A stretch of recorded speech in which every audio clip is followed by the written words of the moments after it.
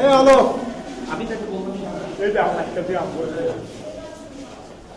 একটা শর্ট দিবার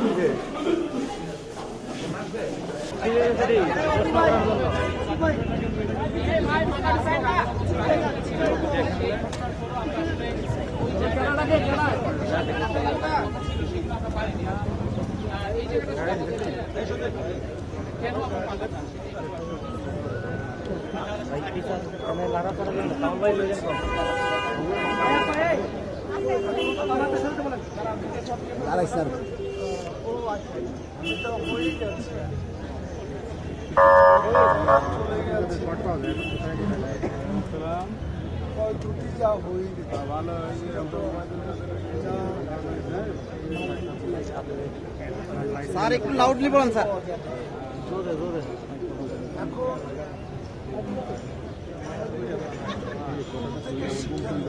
আমি তো আমার অত কিছু পাই না, যেটা আরো আগে করা উচিত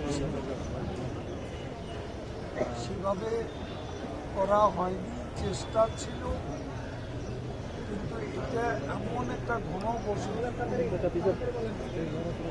এলাকা, গোডাউনগুলো একবার উঠে গিয়ে আবার ভেতরে ভেতরে এসে জায়গা নিয়ে ফেলে। ভাই মোবাইল পিছন থেকে তুলে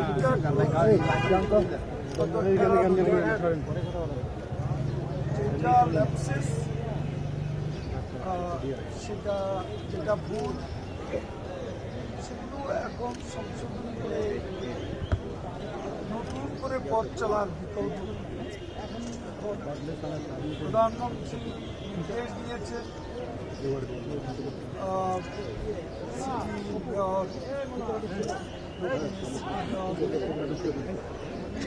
যত দ্রুত সম্ভব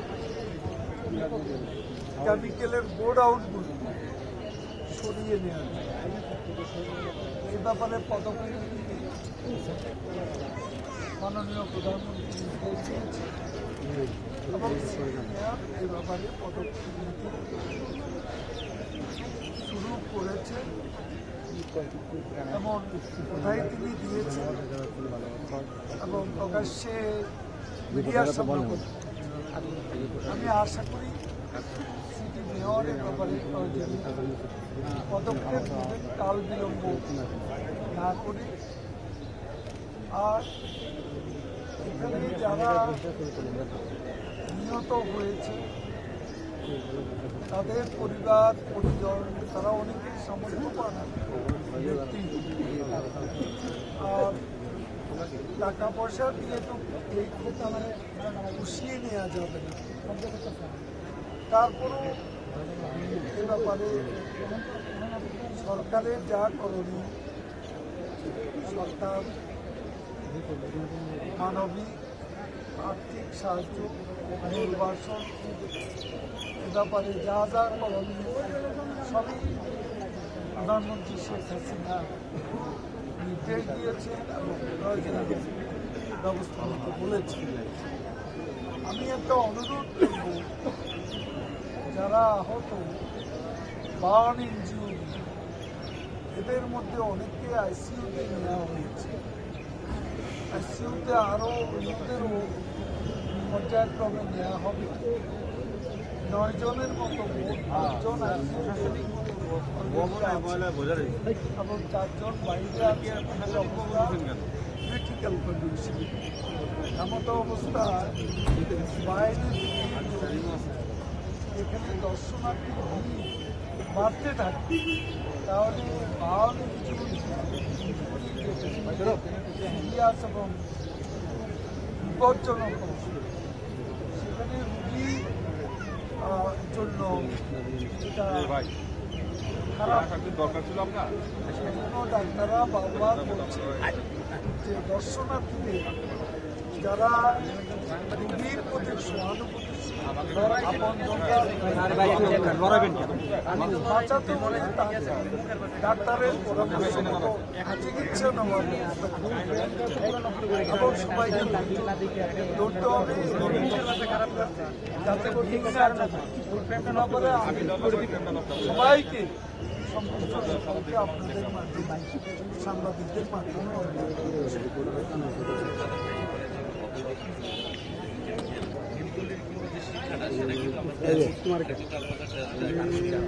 এখন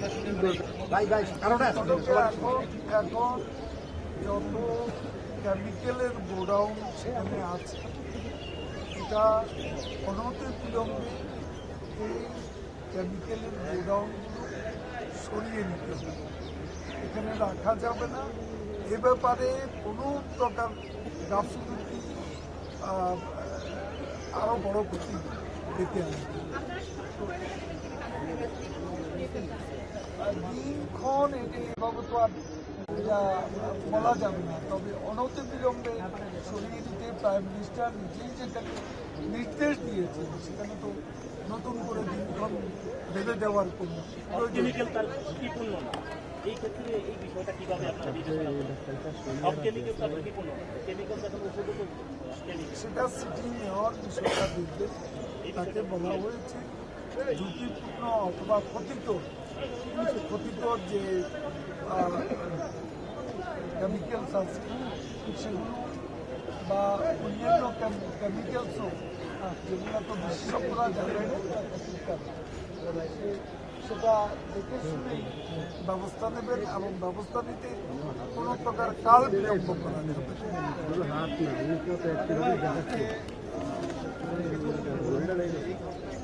সামনে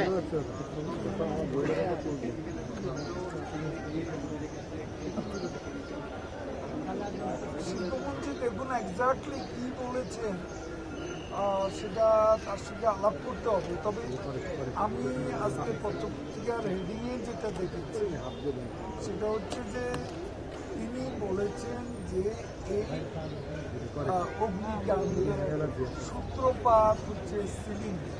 তিনি বলেননি যে কেমিক্যাল কারণে ছড়ায়নি, কথা তিনি বলেন। তিনি বলেছেন সিলিন্ডার হচ্ছে সূত্রপাত। নাথিং রং যাদের কারণে কেমিক্যালের গোডাউন সরানো সম্ভব হয়নি সেটা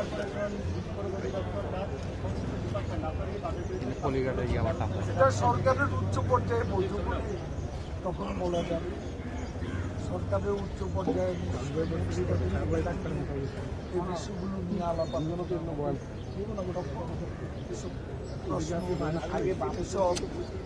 অবজারভেশন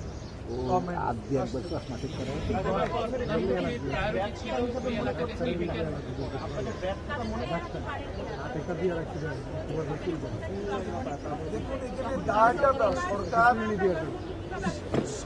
সরকার নাকে তেল দিয়ে ঘুমায়।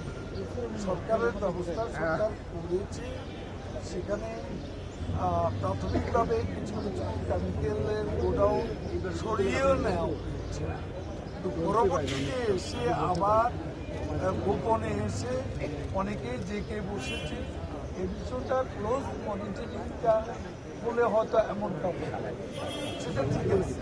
এখন দায় দায়িত্ব দায় কোনো কিছু দেশে কোনো কিছু ঘটলেই সরকার ক্ষমতা দায় তো কেউ এড়াতে পারবে, এটা তো সত্য কথা। কিন্তু কত জনসাধারণ যাদের এই বিষয়গুলো এই ব্যবসার সঙ্গে যারা জড়িত তাদেরও সচেতনতা প্রয়োজন, কারণ এখানে তাদের জীবিকার চেয়ে জীবনের যেখানে জীবনের ঝুঁকি রয়েছে সেখানে সচেতনতাও এখানে একটা ব্যাপার ছিল, সতর্কতার ব্যাপার রয়েছে।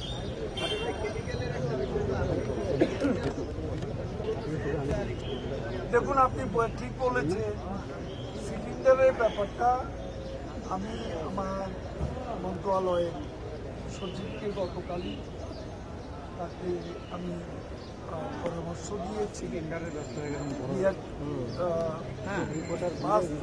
আমাদের বাংলাদেশ রোড ট্রান্সপোর্ট বিআরটিএ কর্তৃপক্ষের সাথে বসে এই বিষয়টি একটা সমাধানের খোঁজার জন্য আমি এটাও বলেছি যে সিলিন্ডার যখন এত বিপজ্জনক ঘটনার সূত্রপাত ঘটাচ্ছে তখন এই সিলিন্ডার ব্যবহার না করাই তো ভালো।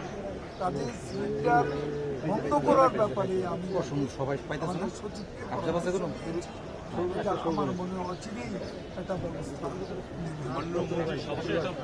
এখানে সিলিন্ডার এত বড় ভাবে আতঙ্ক অথচ সেখানে মেয়াদ উত্তীর্ণ অনেক সিলিন্ডার কিন্তু গাড়ি চলছে, তার মানে কি আমরা বোমার উপরে বসে ইট চলছি? বিষয়টা এমন কিনা? সেজন্যই তো আমি বলেছি যে এই বিষয়টা বসে সিদ্ধান্ত নেব। না না, আপনি বিআরটি কি বলবেন কিনা, নির্দেশনা দেবেন কিনা? দিয়েছি, সিদ্ধান্ত দিয়েছি, আপনারা আমি সিদ্ধান্ত দিয়েছি। তাদেরকে বলছি একটা রিপোর্ট নিয়ে আমার সঙ্গে দেখা করতে। আমার সঙ্গে দেখা করতে বলেছি, এটা বন্ধ করে বিকল্প কি করা যায় সে ব্যাপারেও আমাকে তারা যেন একটা বিষয়টা অবহিত করে, কারণ বিষয়টা বিকল্প নিয়েও ভাবতে হবে, কারণ সব কিছু বিকল্পের বিষয়টিও আমি রিপোর্ট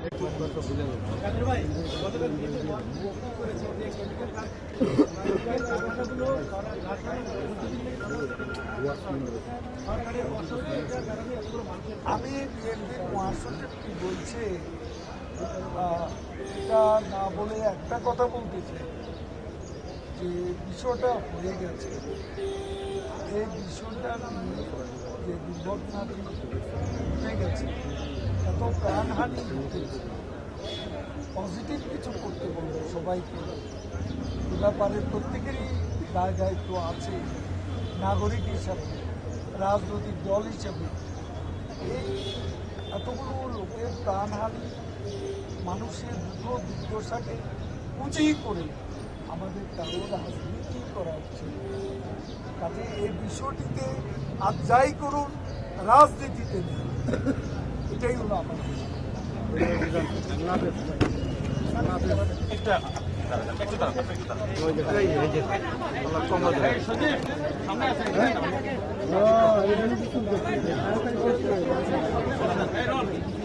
আমি প্রথম দিন থেকে বলছি যে আমাদের এখানে 9 জন রোগী আছে,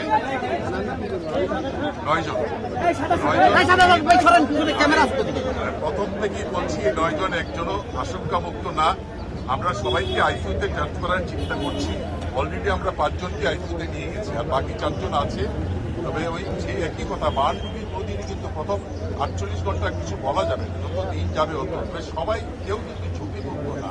এটা আগেও বলছি, এখনো বলছি, ঠিক আছে? হ্যাঁ, অফকোর্স আইসিইউতে কাজ দেন। অনেক মুমূর্ষু রোগী আছে, তারা আমরা তো বের করে দিতে পারবো না। যে কজন ভালো দিকে আছে তাদেরকে আমরা যখন মনে করবো যে ওয়ার্ডে শিফট করে দেবে, শিফট করে তখন এই রোগীদেরকে আমরা প্রাধান্য দেবো। সবাই ঠিক, কেমিক্যাল বার্ন কোনো সময় সুপারফিশিয়াল বার্ন হয় না। সবাই শ্বাসনালী। দর্শনার্থী আমরা যেটা মাননীয় মন্ত্রী মহোদয় বলছেন, দর্শনার্থীদের আমরা অনুরোধ করবো যে পার্টিকুলার টাইম ছাড়া, যখন ভিজিটর টাইম ছাড়া না যাওয়াটাই ভালো, কারণ ইনফেকশন এই হাসপাতালে রোগী মৃত্যুর মেইন কারণ হচ্ছে ইনফেকশন। ঠিক আছে, থ্যাংক ইউ, ধন্যবাদ।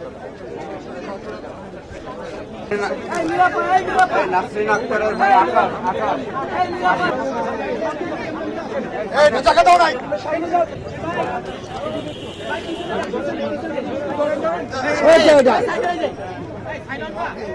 আর কে একটা দিয়ে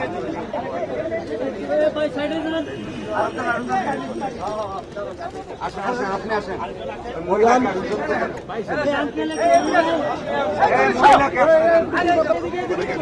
দেখান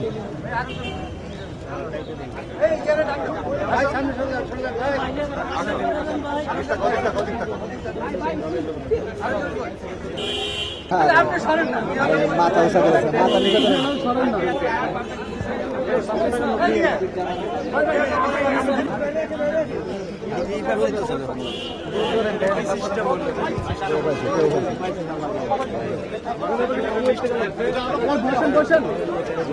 এটা লগা দেখা লোক